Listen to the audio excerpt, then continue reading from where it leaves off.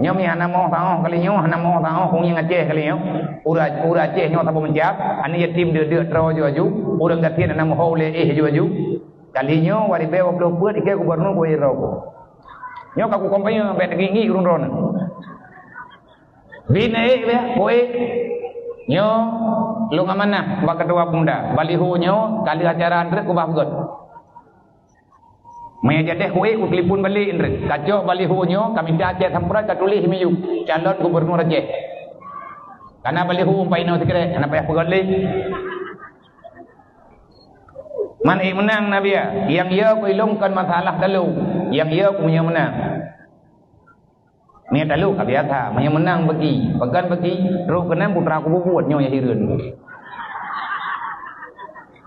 dan yang baik nak fikir hana suara nang ku suara mani tim kalau kepegah kepilih lu malamnya umpak kena suara ke 20 ni hewaknya nak 20 ro teh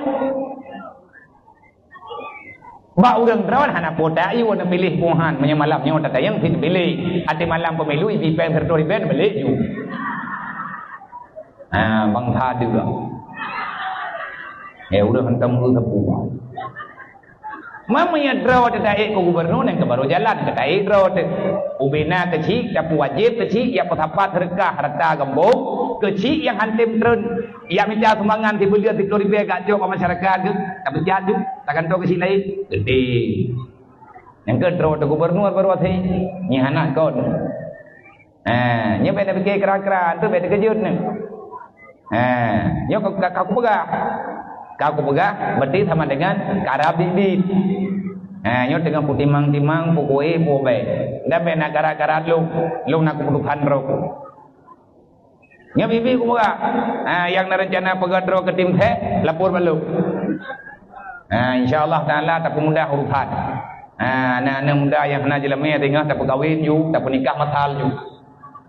daripada ibu ro pegah tak nikah ke nak jelema yang jaga ro yang menikah Bibi tunggu, kau kecewa perasaan tu. Tempat pegah di tempat nah.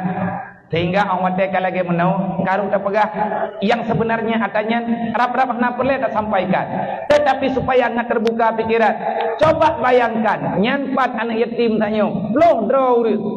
Buat peluh draw lebih. Nainang nagam, hoija anak mayaknya. Ya inang ngaterayu kiban kejut, yang agam kiban hidi. Mayahana so peduli orang. Alhamdulillah ino di dia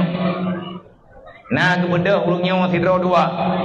dikirim ya buat di hawa Aceh Selatan anak yatim anak mutu yatim piatu kagejok kageme kedik ya jo buat